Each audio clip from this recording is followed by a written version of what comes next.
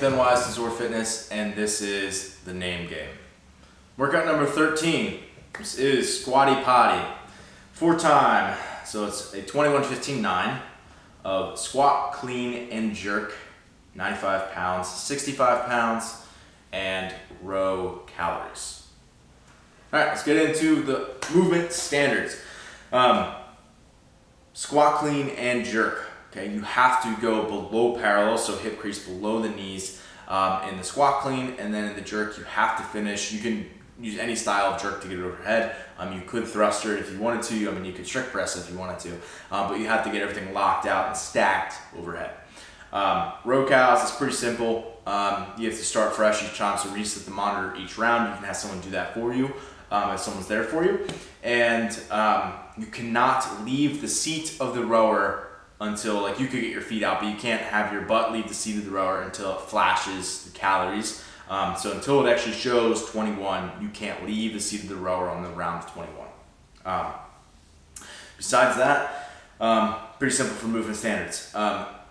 Again, 21, just so you understand, like 4 time and 21-15-9, the lingo there. The workout flow is going to go 21 in the squat, clean, and jerk, 21 cal row, 15 in the squat, clean, and jerk, 15 calorie row, 9 and 9 for time.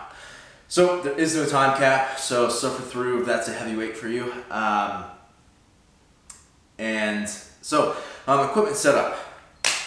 First thing is you want to have the bar as close as possible to the rower without worrying about it rolling into you while you're rowing, or just being in the way. You could like drop it on the rower or something and damaging your equipment. So that being said, I would set up, if this is your rower rail, I would set up your barbell parallel to that, where you can literally strap out, take, spin on your butt and basically plant your feet and go right into that first rep and pull under. So it's a pretty simple setup, just a couplet here. The overall thoughts, this is gonna be a fast workout. So it would be sort of in the range of, I mean, obviously, like, I would say it's probably gonna take most people longer than something like Fran, just because the movement is, like, you have to go to the ground every time with the barbell and things like that, where it's not a thruster. And row cows are gonna take longer than pull-ups. So again, it's gonna be longer than Fran, but it's gonna be maybe in the range of something like a 18.2A, where it's a very sprinty, high effort first bout here. So they have these are coming out more and more often in the open as the years progress. Early on in the open, like 2011, 2012, 2013, it was just like AMRAPs every single week, like anywhere from 10 to 20 minutes on average, and usually couplets and triplets. And we're getting a little bit more variety in the open the longer we do it.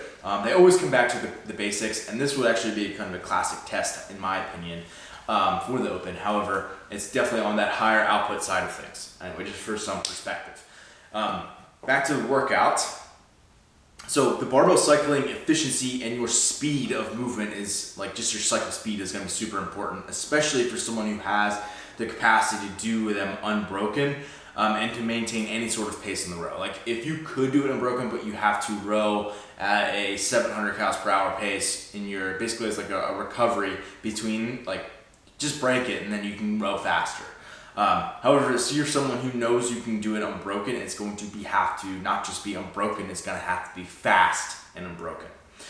The most efficient way that you're going to be able to do this squat, clean, and jerk is a light barbell. So most people would not be doing a squat, clean, and jerk. It would be like a muscle clean and push press at this weight if it was a clean jerk. But because it is a squat, clean, and jerk, you're gonna want to, if this is a light barbell for you, pull under the weight so you don't go to full extension in your clean like you normally would. You're kind of, pulling almost like like you're starting like a wall ball set where you're pulling yourself under early.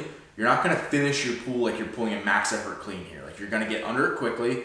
You're gonna keep a full hand on the bar, and when you get through the middle of the movement, you're going to, instead of treating it like a push or like a thrust or a push press where you just lock it out, you're going to drive right through the middle, like you're not going to stop and re-dip, but then you're going to do that little dip underneath. So it's like a thruster jerk almost, like in this case a cluster jerk because it's a squat clean. But basically you're not ever stopping in the front rack and re-dipping and driving overhead. You're going straight overhead, but then you are dipping and locking out. if that made sense. I can also link to, I'll link to the demo of this. I did the demo of that particular technique. I'll link to that in the comments below, so go check that out if you didn't understand what I was talking about. So the biggest thing there is it just requires more front rack mobility because you have to keep your full hand on it the whole time, very similar to a thruster. So that's the first thing, is your barbell cycling efficiency and speed. Again, if you are more efficient in the barbell, you're going to have more energy left over for the row so that you can row at a harder pace. That's sort of obvious, but again, just pay attention to your movement quality there. Next is row pace. So I want to illustrate differences in row pace. 1,000 calories per hour for 21 calories is going to take you about 1 minute and 20 seconds. 15 calories per hour, so 1,000 versus 1,500 calories per hour for 21 calories is 53 seconds. So 1 minute 20 versus 53 seconds. So it's basically almost 30 seconds faster to row at a 1,500 calories per hour pace.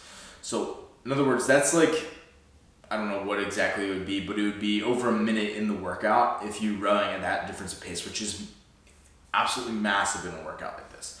So realize that row pace, in terms of how quickly those calories are going to tick over, really does matter a lot in this workout. You can't, just because you hold on to unbroken in the barbell does not mean that you're going to do well. You have to be able to attack the row with just enough where you know that you can get back to the barbell with a very quick transition and go right into your next set and continue to do it unbroken. That's the pace that you want to row at. So you can't just dog the row and hope that that's good enough. If this was an open workout, you would have to attack it with really high intensity. But kind of knowing, I know I can get back to that barbell right away and get on my next set, right?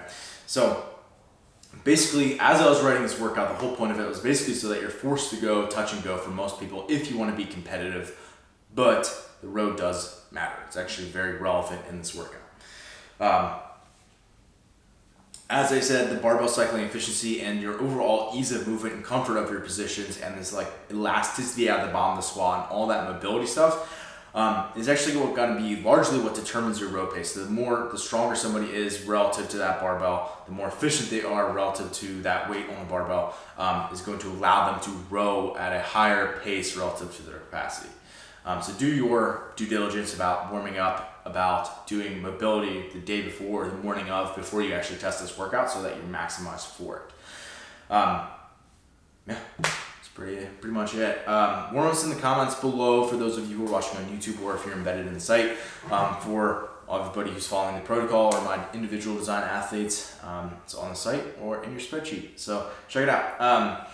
Yeah, if you're someone who is not signed up for the protocol, you can get a 7-day free trial by going to zoarfitness.com/pro-trial. Good luck.